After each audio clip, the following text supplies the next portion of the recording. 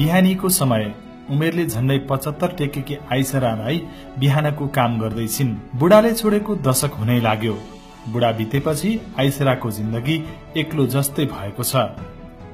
हुन त 4 छोरा 1 छोरी हुन् उनका, तर उनी अहिले यो घरमा एक्लै बस्छिन्। एउटा तेरो कान्छो हजुर, त्यो पल्लो माइला घर पल्लो हो।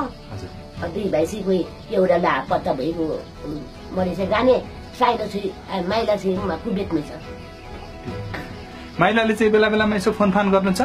गर्छ, फोन गर्छ। भाइ भेटिएन भने त के उसको त अब कहाँ भेट्नु त, एक ठाउँमा भएको मलेसिया कुबेत पर्यो उनीहरूको त छैन, थाहा छैन अरे उसले पनि छैन, बाबु छैन। आमासँग चाहिँ छोरो गइसकेपछि फोनमा यसो कुराकानी भयो कि भएन? भएन, नभएको हो, भएन गएपछि गएको भएन।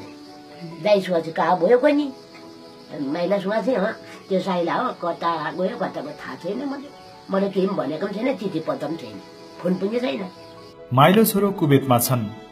नेपालमा कमाईको इलम नपक्रेको साइलो भाइलाई उनीले खर्च हालेर मलेसिया पठाएका हुन्।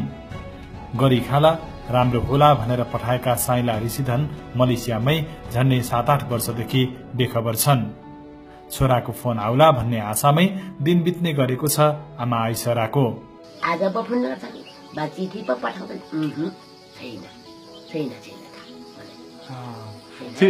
चिठी पठाउला फोन गर्ला भन्ने चाहिँ छ मनमा, खोइ त बा मर्यो बा छ थाहा मरेपछि अब के भन्छ।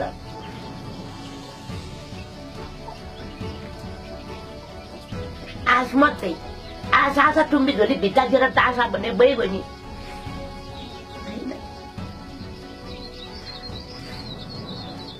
अब के गर्ने। बिहे नगरी मलेसिया गएको साइलो छोरो किन यसरी बेखबर भयो भन्ने आमाको मनले खुट्याउन सकेको छैन। छोरो यसरी बेपत्ता भएपछि उनी धामीलाई पनि देखाउन गइन्, तर कुरा उति आश लाग्दा छैनन्। हेराको नै धामीले हेरा राम्रो छैन, उज्यालो छैन भन्छ धामीले, अरू कसले हेराउँद?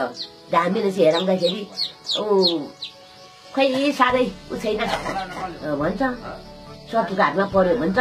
धामी हेराउनु, हामी त खोइ धामी देशी कसले हेराउनु? त्यो धामी बसाउँदाखेरि हेर्दैन, के उसको चुलाबाट भन्दा त्यसै भन्छ, धामीले त्यसै भन्छ है। मलेसियामा किरण भनेर समेत चिनिने गरेका ऋषिधन लामो समय यता बेखबर छन्। उनका बारेमा तपाईले कुनै जानकारी पाउनु भएको छ कि? छ भने मलेसियामा देश परदेशका सहकर्मी सुदीप न्युरेको सम्पर्क नम्बर 0167105230 मा खबर गरिदिनुहोला।